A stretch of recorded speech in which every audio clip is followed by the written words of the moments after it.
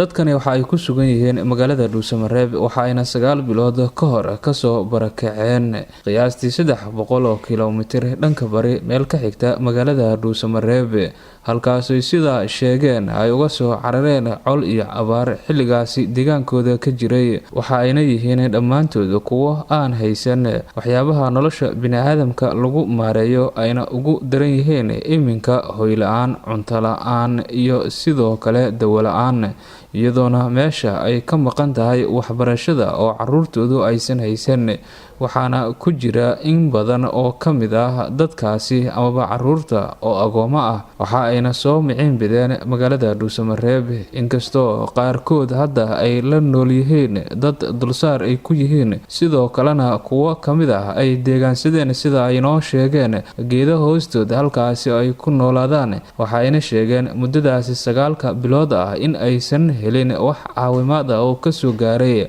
hay-ado ama dad kale intaba waxa ayna codsanayaan in laga kaalmeeyo nolosha bini'aadamka taas oo ay la daala dhacayaan tii oo ay u dheertahay in caruurtoodu aysan hadda ku jirin liiska isu diyaarinaya in ay ciidaan maadaama farxadda ciidul fitriga iminka ay soo dhowdahay caruurtuna ay aad ula murugoonayaan arrintaasi haddaba qaar ka mid ah oo arrimahaasi ka warbixinaya ayaa waxa ay sharaxayaan nolosha ay ku nool yihiin halka ay ka yimaadeen waxyaabaha ay u baahan yihiin oo ay doonayaan in laga caawiyo intaba dadka meeshan jooga xalkiisu wuxuu ku sugan yahay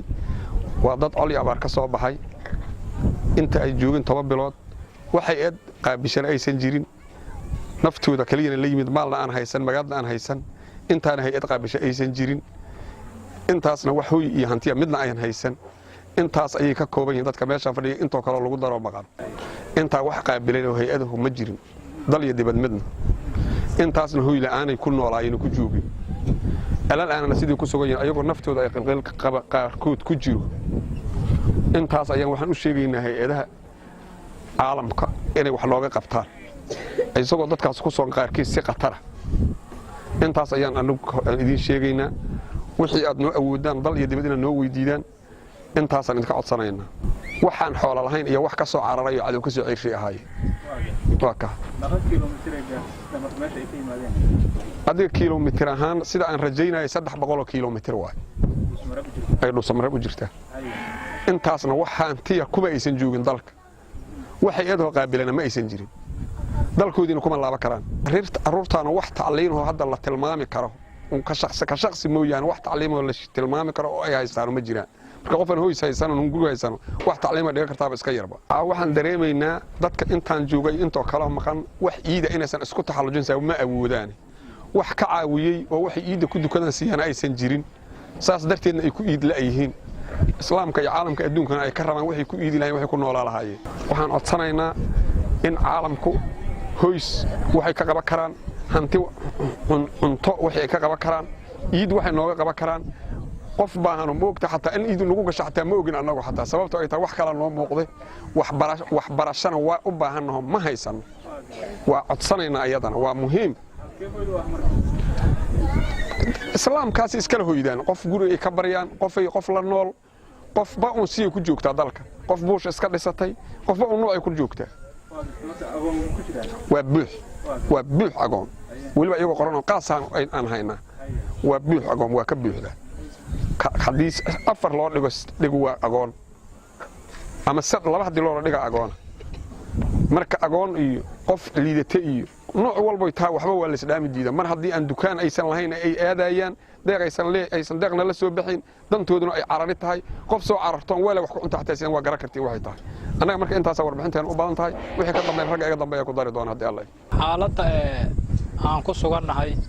xaalad aad u kulul waaye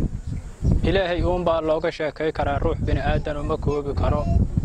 dadkan koo muuqda oo hadda indhahaagu hayaan iyo labadeed oo maqan waa dad barakacayaal ka soo barakacay deegaankii ay ku dhaqanaayeen oo hadda ka hor ay ku noolaayeen ayagoo uga soo barakacay hanti la'aan col iyo abaar una soo barakacay deegaankan hadda aan joogno muddo aan yareenna joogay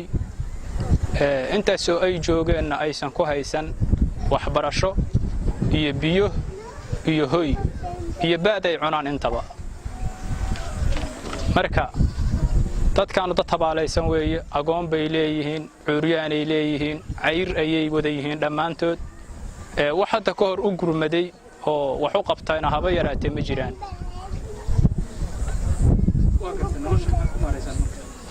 nolosha waxaa lagu maareeyaa ruuxba wuxuu ku maareeyaa ruuxdoyn buu raadsadaa ruux haddii ilaahay idmahayo waxaan laga sheekay aqoon ayuu baalka ahay uu ku nool yahay ruux haddii ilaahay idmahayo qofba uun siyo isaga nool yahay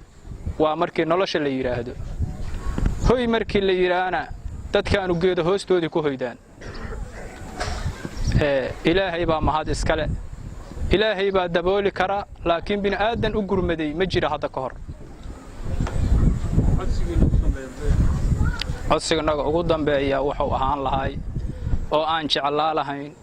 kow inaan helno waxbarasho kala gaarta yaryarka iyo waaweynkaba labo inaan helno hoyskii aan ku hoyo lahayn oo makaano jiifka ku magacawnay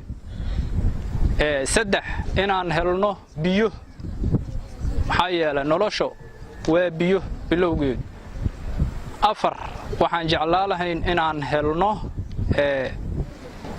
ilaahay baa mahad leh wax la cuno oo baad ku magacaaban maadaama aanan lahayn bidhaan iyo beer iyo tukaan midna intaas baahidoodu si toos ah ayay noo haydaa inta ka bacdi ardada iyo ilmaha aad u jeedaan waa ilmihii saakay ku macaanay waxbarashada iyo ardada ciidooduna aysan meel saarayn haba yaraatee wax ciid leeyahay meel uma saara ruuxii u awooda ama se bin aadamkii u awooda way u baahan yihiin wabillahi tawfiiq haddaba walaal haddii aad doonayso in aad u gurmato dadkani aad u fara badan dhibaataysan kuna sugan magaalada Dhuusamareeb waxa aad kala soo xiriiri kartaa nambarka shaashada ka muuqanaya waxaana isku dayi doonaa hadba inaynu soo gudbino xaaladda dadkaasi ay ku nool yihiin maadaama ay yihiin kuwa aad u fara badan korna u dhaafaya 500 oo ruux oo isugu jira caruur haween waayeel cajis iyo dhalinyaro intaba